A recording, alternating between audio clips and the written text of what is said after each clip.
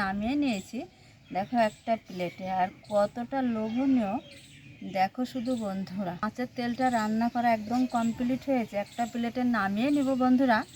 মাটির চুলায় বলো আর কিংবা গ্যাসের চুলায় বলো, প্রতিদিনের মতো নতুন একটা রেসিপি নিয়ে চলে এসেছি। আজকে নিয়ে এসেছি বন্ধুরা নতুন ধরনের একটা রেসিপি, মাছের তেল নিয়ে এসেছি বন্ধুরা। এই মাছের তেল যেভাবেই রান্না করো না কেন এই গরমের দিনে খেতে কিন্তু খুব ভালো লাগে। মাছের তেলগুলোকে খুব সুন্দর করে বেছে পরিষ্কার করে তোমাদের দেখাচ্ছি বন্ধুরা কিভাবে রান্না করব।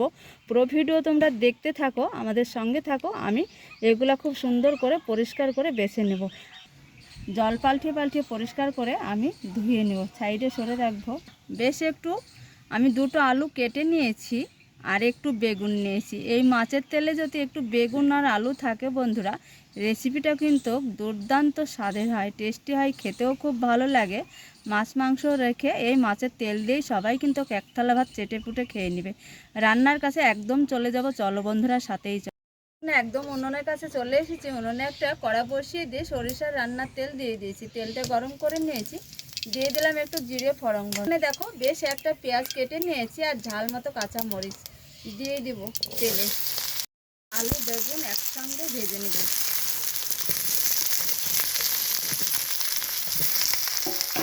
দিয়ে দিব হলুদ পরিমাণ মতো, দিয়ে আমি খুব সুন্দর করে আলু আর বেগুনটা একটু ভেজে নেব। 100 চামচ আদা রসুন বাটা, 1 চা চামচ ধনের গুঁড়ো, দিয়ে দেবো 1/2 চা চামচ জিরের গুঁড়ো। সুন্দর করে আলুটাকে কষিয়ে নেব শুকনো মশলা দিয়ে বন্ধুরা। আলুটাও সেদ্ধ হয়েছে দেখে নেব বন্ধুরা। তো আলুটা দেখো খুব সুন্দরভাবে সেদ্ধ হয়েছে। এইবার আমি তুলে নেব। সুন্দর করে কষিয়ে তুলে নিয়েছি। কড়াই দিয়ে দিয়েছি রান্নার তেল। দেখো বেশ 1 বাটি মতো পেঁয়াজও দিয়ে দিয়েছি গরম তেলে বন্ধুরা। তেল পেঁয়াজটা খুব সুন্দর করে আমি একদম বেরেস্তার মতো ভেজে নেব। তো বন্ধুরা দেখো খুব সুন্দর করে পেঁয়াজটা ভেজে নিয়েছি। এইখানে দিয়ে দেবো দেখো 1/2 বাটি আদা রসুন বাটা। আদা রসুন বাটাটা একটু বেশি দিতে হবে বন্ধুরা, খেতে খুব ভালো লাগবে তেলটা মাছের। 1/2 চা চামচ দিয়ে দেবো ধনের গুঁড়ো, দিয়ে দেবো জিরের গুঁড়ো, ঝাল অনুযায়ী শুকনো লঙ্কা গুঁড়ো, দিয়ে দেবো পরিমাণ মতো হলুদ। বাটি ধোয়া জল দিয়ে মশলাটা খুব সুন্দর করে কষিয়ে নেবো বন্ধুরা।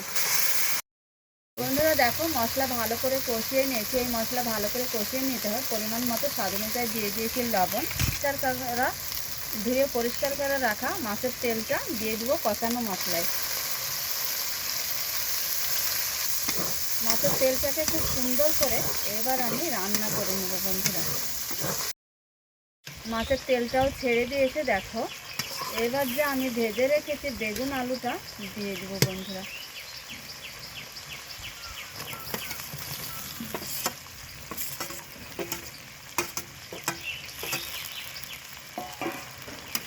এইবার 5-7 মিনিট সময় নিয়ে আমি খুব সুন্দর করে মাছের তেলের সঙ্গে আলুটা রান্না করে নেব।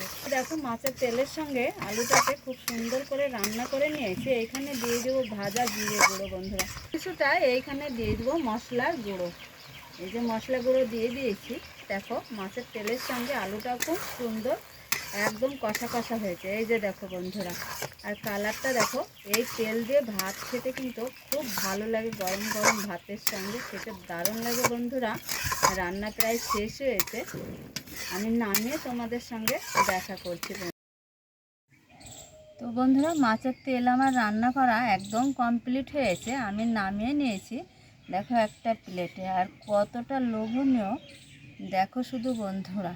তো বন্ধুরা দেখো মাছের তেলটা রান্না করা একদম কমপ্লিট হয়েছে। একটা প্লেটে নামিয়ে নিব বন্ধুরা।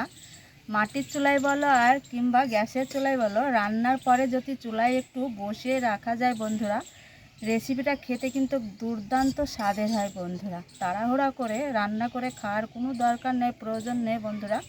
ছিল রুই মাছের তেল বন্ধুরা। থাকে গরম গরম ধোয়া ওঠা ভাতে খেতে দারুণ লাগে বন্ধুরা। বিশেষ করে তোমরা একটু মাটির চুলায় রান্না করে খেয়ে তবে আমাকে কমেন্ট করে জানাবে বন্ধুরা যে কতটা স্বাদের হয় এই মাছের তেলটা বন্ধুরা।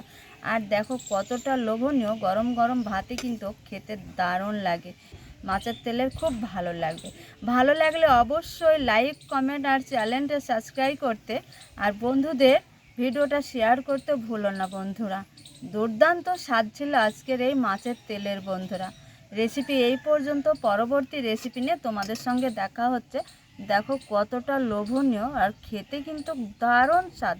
কি বলবো বন্ধুরা, তোমাদের আমি 100% কথা দিচ্ছি, তোমরা এইভাবে মাছের তেলটা আশা করছি রান্না করে খেয়ে কমেন্ট করতে আমায় ভুলো না। পরবর্তী রেসিপি নিয়ে তোমাদের সঙ্গে দেখা হচ্ছে। যেখানেই থাকো ভালো থাকো, সুস্থ থাকো, তোমাদের টাটা।